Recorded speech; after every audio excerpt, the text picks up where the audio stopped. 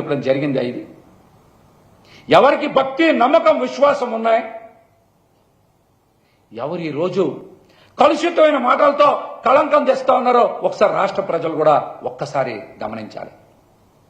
జగన్మోహన్ రెడ్డి గారికి వెంకన్న స్వామి మీద అపారమైనటువంటి నమ్మకం, భక్తి, విశ్వాసం ఉన్నా గనుకనే శ్రీవారి వైభవాన్ని ప్రపంచానికి చాటి చెప్పేలా అమెరికాలో కూడా ఆలయ నిర్మాణం చేపట్టేటువంటి కార్యక్రమం తీసుకున్నారు.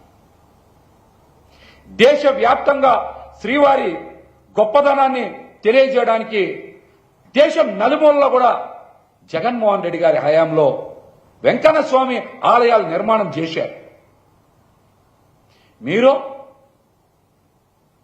మీరేం చేశారు?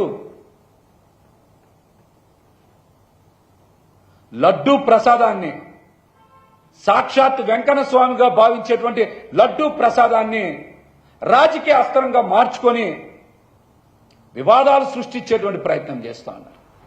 ప్రజలకు అర్థమైపోయింది. మీ మీడియాని అడ్డం పెట్టుకోనో, మీ మనుషులను అడ్డం పెట్టుకోనో మీరు ఇష్టానుసారం ప్రచారం చేస్తే ప్రజలు నమ్మే పరిస్థితిలో లేరు. ప్రజలు నమ్మే పరిస్థితిలో లేరు. స్వచ్ఛమైనటువంటి లడ్డూలే తయారైన తిరుమలలో కల్తీ లేని నెయ్యితోనే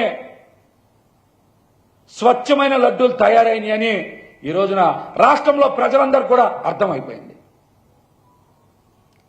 కల్తీ నెయ్యి వచ్చింది చంద్రబాబు నాయుడు గారు కూటమి ప్రభుత్వంలోని ప్రజలకి అర్థమైంది.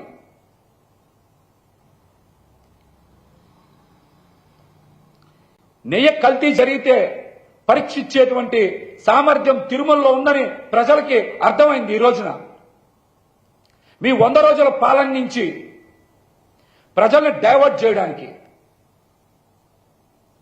మీరు సాక్షాత్ వెంకన్న స్వామినే అడ్డం పెట్టుకున్నారని రాష్ట్రంలో ఉండేటువంటి హిందువులే కాదు, ప్రపంచ వ్యాప్తంగా ఉండేటువంటి వెంకన్న స్వామి భక్తులకి మీ కుట్రలు, కుతంత్రాలు అర్థమైంది.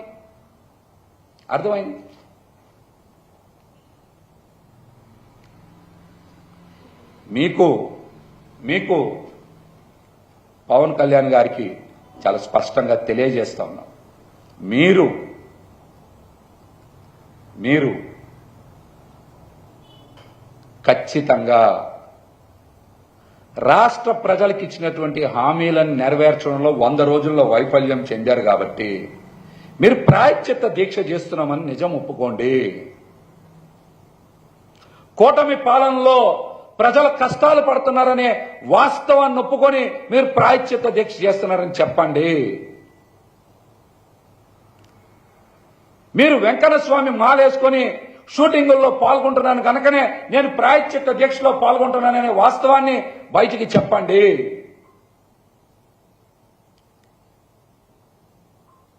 సనాతన ధర్మంతో, హిందువుల మనోభావాలతో, కలియుగ వెంకన్న స్వామితో ఆటలాడాలనుకుంటే భగవంతుడు, భక్తులు, ప్రజలు మిమ్మల్ని ఉపేక్షించాలని కూడా ఈ సందర్భంగా అయితే మేము హెచ్చరిస్తాము.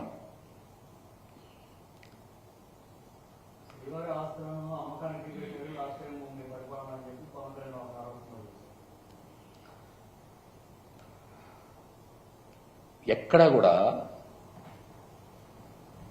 గత ప్రభుత్వ హయాంలో కానీ మరి టీటీడీ 2019 నుంచి 24 మధ్య ఎక్కడా కూడా భక్తులు సమర్పించినటువంటి ఆస్తులు ఏది కూడా అమ్మకం జరగలేదు.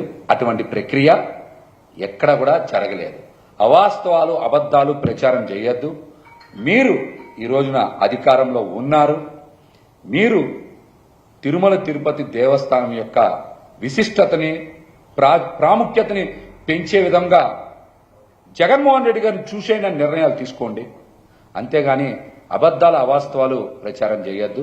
ఎక్కడ కూడా అటువంటి ప్రక్రియ జరగలేదు. ఇందాక నేను చెప్పాను. నేను కూడా మరి జగన్మోహన్ రెడ్డి గారు అధికారంలో ఉండగా తిరుమల తిరుపతి దేవస్థానం శ్రీవారి వైభవాన్ని ప్రపంచానికి చాటి చెప్పేలా నిర్మాణాలు చేపట్టారు. దేశం నలుమూలలో కూడా వెంకన్న స్వామి ఆలయాలు కట్టారు. అమరావతిలో కూడా ఆలయం కట్టారు.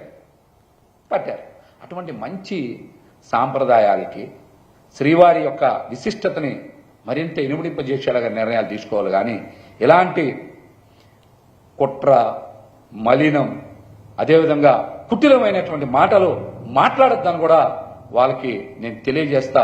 వెంకన్న స్వామి వాళ్ళకి ఇప్పుడు